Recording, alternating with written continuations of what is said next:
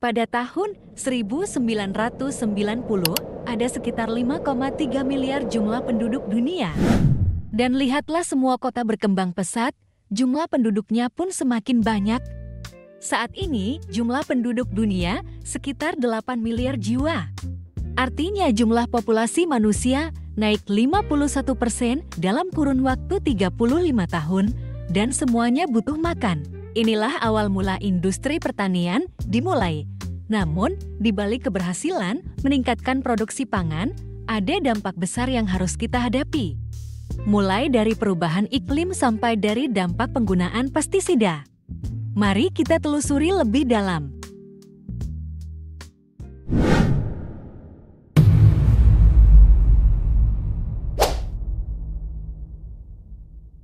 Sejarah awal industri pertanian dimulai. Pada awal abad ke-20, populasi dunia mulai meledak. Dari sekitar 1,6 miliar orang, di tahun 1900 jumlahnya meningkat menjadi lebih dari 6 miliar di tahun 2000. Untuk memenuhi kebutuhan pangan, pertanian tradisional yang mengandalkan tenaga manusia dan hewan tidak lagi cukup. Revolusi hijau pun dimulai dengan introduksi teknologi pertanian modern seperti traktor, pupuk kimia, dan pestisida, hingga akhirnya produksi pangan meningkat drastis. Varietas tanaman unggul yang tahan hama dan penyakit juga dikembangkan. Lalu bagaimana hasilnya? Betul, akhirnya dunia berhasil menghindari krisis pangan dan miliaran orang bisa terhindar dari kelaparan. Penggunaan pestisida dan dampaknya. Salah satu kunci keberhasilan revolusi hijau adalah penggunaan pestisida. Pestisida dirancang untuk melindungi tanaman dari serangan hama, penyakit, dan gulma yang bisa merusak tanaman dan mengakibatkan gagal panen. Dengan pestisida, petani bisa memastikan bahwa tanaman mereka tumbuh sehat dan produktif. Namun, di balik manfaatnya, pestisida juga memiliki dampak negatif. Bahan kimia ini tidak hanya membunuh hama, tetapi juga berdampak pada manusia dan lingkungan.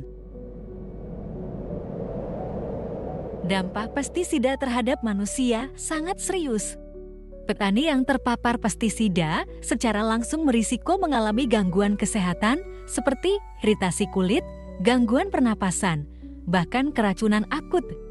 Beberapa penelitian juga mengaitkan paparan pestisida jangka panjang dengan penyakit serius seperti kanker dan gangguan saraf.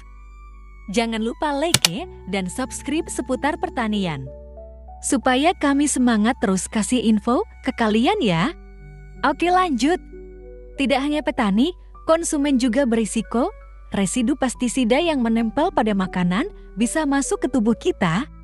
Meski dalam jumlah kecil, akumulasi residu ini bisa membahayakan kesehatan, terutama bagi anak-anak dan ibu hamil. Itulah alasan pentingnya mencuci sayuran dan buah yang akan kita makan dengan baik ya guys. Lingkungan juga menjadi korban. Pestisida yang disemprotkan ke tanaman bisa meresap ke tanah dan mencemari air tanah.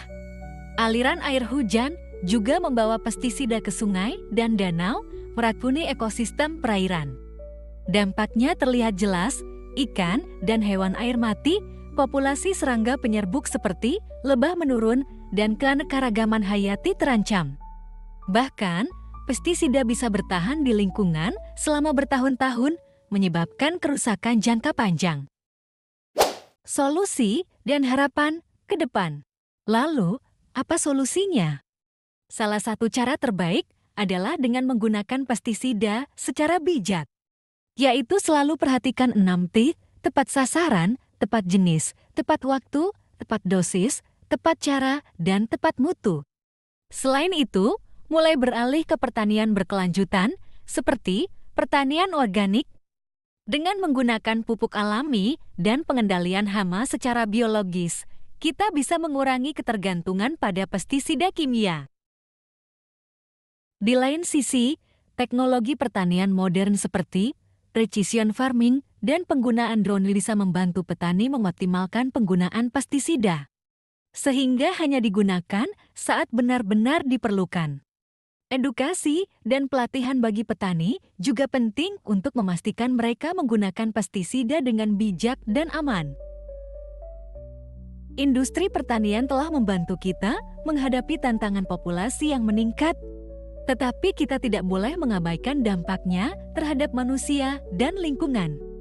Dengan mengadopsi praktik pertanian yang lebih berkelanjutan, kita bisa memastikan bahwa generasi mendatang tetap memiliki akses terhadap makanan yang sehat dan lingkungan yang lestari.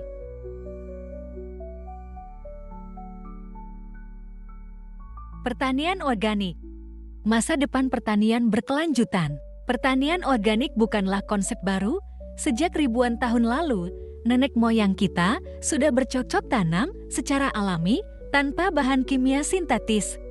Namun, seiring revolusi industri dan populasi dunia yang meningkat, pertanian konvensional mulai mengandalkan pupuk kimia dan pestisida untuk meningkatkan produksi. Sayangnya, praktik ini membawa dampak buruk. Tanah menjadi rusak, air tercemar, dan keanekaragaman hayati menurun. Pada tahun 1940-an, gerakan pertanian organik muncul sebagai respons terhadap masalah ini dengan tujuan mengembalikan harmoni antara manusia dan alam. Hari ini, pertanian organik telah berkembang pesat. Menurut data FAO, luas lahan pertanian organik global meningkat lebih dari 50% dalam dekade terakhir. Negara-negara seperti India, Uganda, dan Meksiko menjadi pemimpin dalam produksi organik. Di Indonesia, pertanian organik juga mulai digemari. Banyak petani beralih ke metode organik karena permintaan pasar yang tinggi. Produk organik tidak hanya lebih sehat, tetapi juga memiliki nilai jual yang lebih tinggi. Selain itu, sertifikasi organik seperti SNE organik membantu konsumen memastikan kualitas produk yang mereka beli. Lalu, apa sebenarnya tujuan pertanian organik? Pertama, pertanian organik bertujuan untuk menjaga kesehatan tanah untuk jangka panjang. Dengan menggunakan pupuk alami seperti kompos, tanah tetap subur dan kaya nutrisi. Kedua, pertanian organik melindungi lingkungan tanpa bahan kimia berbahaya. Air dan udara tetap bersih, serta ekosistem alami terjaga. Terakhir, pertanian organik bertujuan untuk menghasilkan makanan yang sehat dan bergizi.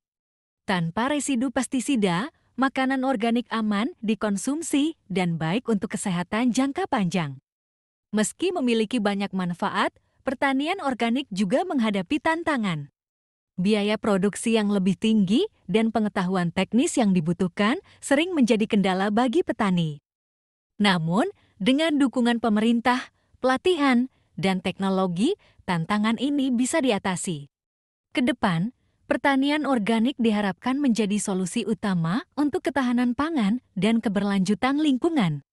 Setiap langkah kecil yang kita ambil mulai dari memilih produk organik hingga mendukung petani lokal dapat membuat perubahan besar. Terima kasih sudah menonton video ini, semoga banyak hal bermanfaat yang bisa diambil. Kalau ada yang kurang tepat, saya mohon maaf. Kalau kalian suka video ini, boleh bantu tekan tombol like-nya sekarang juga. Sampai jumpa di video berikutnya, sayonara.